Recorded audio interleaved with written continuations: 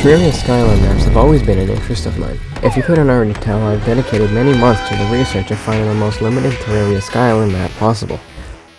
Before I start, I should mention this video was not entirely my idea. There was a group of people who have collectively come up with the information I've managed to acquire for this video. Reference links will be in the description, and any of the mentioned worlds will have to include whatever requirements for the golem, because that's required no matter what. Let's get straight into the point of the video. What is the absolute bare minimum amount of resources required to beat Terraria? This question may not sound so difficult, however it has been theorized by expert Terrarians many times, and each time it has been one up. With version 1.4.4, the entire premises and gameplay changed, now allowing for a new perspective and even more limited worlds. So then what is the minimum amount of resources you could have and still beat Terraria? We need to first understand why this question was asked in the first place, since forever people have created challenges out of games. For games like Terraria and Minecraft, you can beat the game in many creative and different ways. But what if a feature of the game was removed? Would it still be possible? This trend went around on YouTube and it seemed like everyone had their own ideas. Eventually, those challenges became harder and harder. But what else could you remove? What else was there to remove? This didn't stop. These open world sandbox games became more linear and restrictive. You could only imagine what would come next. The next goal was to figure out how much you could remove but still have the game be beatable. Terraria skyline maps have been around forever. Even the old console, mobile, and 3DS versions of Terraria had a skyisland as the tutorial map. The average skyisland, which you have probably seen before, looks something like this, where you would start with jungle grass, at least 25 dirt, water, and a tree or sapling. This was a start, and was also possible. But these worlds were not made to be restrictive, they were made to be fun. There are many variations of this type of map available for download. However, from what I've been able to find, it wasn't until mid-2020 that we got our first glimpse at an even more restrictive skyisland map. Terraria. Terraria was the first big restrictive skyisland map, now with over 39,000 downloads. It has become the new standard for hard skyisland maps. It even saw large YouTubers playing it, but although this world was restrictive, it wasn't restrictive enough. The bare minimum map by Freedbot would be the biggest inspiration for most current limited skyisland maps. Freedbot would gain a reputation for creating extreme skyisland maps including shimmeringskies, which we will get into later. This map for its time was probably the most limited, and lived up to its name as bare minimum. On a similar note, a few months after the bare minimum map was released, me and my friends theory crafted TerraBlock. If you don't know what TerraBlock is, you haven't watched my videos, but for any new viewers, it was basically the newest and almost the most bare minimum skyisland map out there. At the time of making TerraBlock, I had no idea that Freedbot had already created a map almost exactly like this. However, this wouldn't matter because it would soon become irrelevant. Another map created by Freedbot would be Shimmeringskies. This map would be the introduction to a world limited enough to be considered the most limited, but different from the stereotypical jungle grass and dirt. Shimmeringskies itself wasn't as limited, however what it would bring could be the most limited map so far. Shimmer Block. Shimmer Block was a recreation of Shimmeringskies, but consisted of only 2 tiles, this being Shimmer and Obsidian. ChefLogan, the creator of Shimmer Block, would prove that a world like this is actually beatable. This world would change the way me and probably many other people think about limited features on a skyisland map. It wouldn't be until mid-2023 that we would see the first theoretically possible most bare minimum world requiring only 4 things. 2 jungle grass blocks, a lizard altar, and a lizard power cell. On Kinkoos' channel, this video would be uploaded explaining how this world was enough to beat Terraria. You didn't even need to start with tools. But was this the end? Has the most bare minimum world been found after multiple years of searching? Well, almost. I commented on that video explaining how you could theoretically start with 2 mud blocks instead of the 2 jungle blocks. This would be the most bare minimum world I have been able to think of. I had this idea a long time ago but never made a video about it.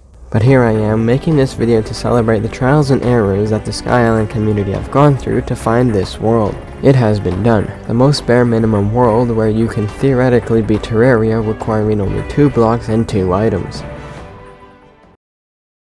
But you may be wondering how a world this limited could be possible. On the surface it seems absurd, but after further investigation it does sound possible. To figure this out, we need to first figure out what we need to do to beat the game. As everyone knows by now, you need to defeat the Moon Lord to beat the game. To do this, you need to destroy all 4 pillars which appear after killing the lunatic cultist, who spawns in the dungeon after killing Golem, which is found in the jungle temple. But we have already run into our first problem. In this world there is no jungle temple, so if we want to use the bare minimum amount of resources, we need to start with a lizard altar and power cell. This ensures that the golem is possible, assuming we can kill it first try. Alternatively, we can supply the player with the required block like lizard brick and background walls to allow for multiple power cells, thus multiple golems. So the golem is technically possible, but you can't spawn it without first killing Plantera. Then we run into our second problem: how do we get a jungle? The two spawning blocks can be turned into jungle grass, allowing for Plantera bulbs to spawn. So the question is now, how do we get jungle seeds? Before 1.4.4, this required getting the Contaminator and starting with mushroom grass. This is why mushroom grass was found in some sky islands before 1.4.4. But now with corruption mudgrass, you only need the dryad for these resources. The dryad does require killing Skeletron and NPC housing, but we will get into that later. The other requirement for getting Plantera bulbs to spawn is killing all 3 mechanical bosses. But as long as you are in hard mode and have not already killed the mechanical boss, you can easily get their summon from any hard mode enemy. So far we have concluded that hard mode is definitely possible, but what about pre-hard mode? Well, it seems like pre-hard mode is actually the more complicated part of this whole challenge. Starting with the wall of flesh, you need the guide, and like the dryad, this requires a suitable NPC housing. I don't want to skip too far ahead, so I will come back to that later. The guide Voodoo Doll and lava can easily be obtained from underworld enemies. Otherwise, there's no other requirements for killing the wall of flesh. But it doesn't end there. Let's go back to how to get the dryad.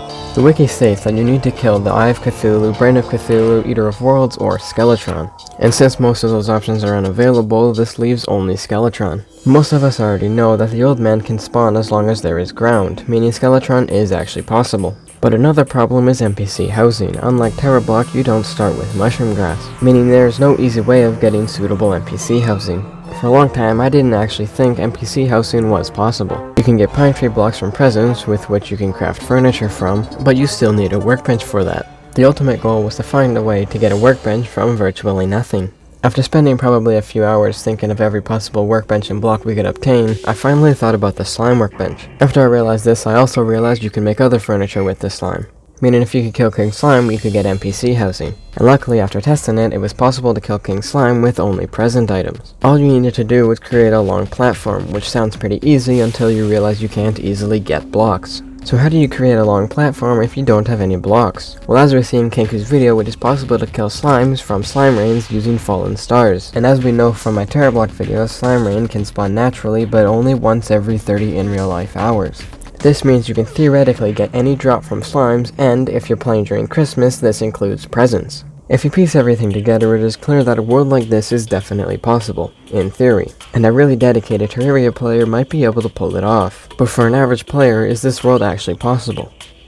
Well, maybe. My original assumption was that a world like this is possible. However, after actually thinking about it, I don't know if it is. If we go over some things that make this even more limiting than TerraBlock, which is possible, it quickly falls apart. First of all, there is no fishing, which means no good accessories, no hard mode ores, and probably worst of all, no life crystals. Not having life crystals means that the Blood Moon, the Pirate Army, the Goblin Invasion, the Frost Legion, and the Nurse will be impossible to get. And with hard mode ores not being obtainable, this means you cannot craft hard mode armor, weapons, or wings. The best armor you could get would probably be obtained in easy mode, since no hard mode armor sets are actually obtainable.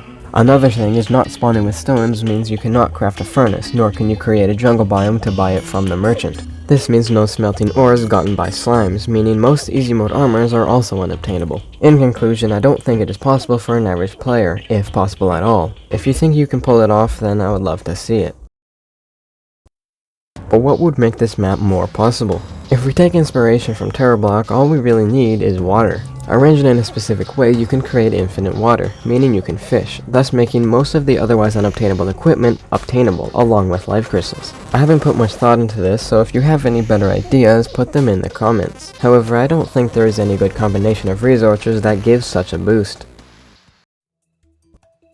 So far we have found the most bare minimum map, and why it is or isn't possible, but then what comes next? At some point, like most things, they can only be so good. In this case, this map can only be so restrictive. The only way these worlds can be improved is if something in Terraria changes. If only there was an update that focused on skyblocks. Terraria 1.4.5 is coming out soon, but will it benefit towards Sky Island maps? Well, it seems like this update as time goes on is becoming an update almost completely focused on Sky Island maps. This will completely revolutionize the way people play skyblocks, to the point that the current most restrictive map would seem like a walk in the park. Many things are going to be added. At the time of making this video, the update is said to be a few months away, and as it is a few months away, things will change. But what will 1.4.5 add to Sky Islands? Many of the unobtainable items will be obtainable, like meteorite, and some other items will be easier to obtain, like snow. There are many other YouTubers going into more depth, and if you want me to, I will make a video about it. However, for now, I'm going to leave it. From what we currently know about 1.4.5, there will be many new features. Let's just hope that this version 1.4.5 Sky Island maps will change for the better. To conclude this video, Sky Island maps are fun challenges, some easier than others, and 1.4.5 might add things only dreamt of previously by players of Sky Island maps. Although the current state of the most bare minimum world has questionable completable elements, I can say that maps like TerraBlock are a good start, if you want to start your own world. If you have any ideas or suggestions related to Sky Island maps, I would love to hear them in the comments. Once 1.4.5 comes out, I will definitely be making a part 2, so stick around for that. Like I mentioned, all links of mentioned users and maps will be linked in the description, along with anything else I think should be down there. Otherwise, that's it for this video, and thanks for watching.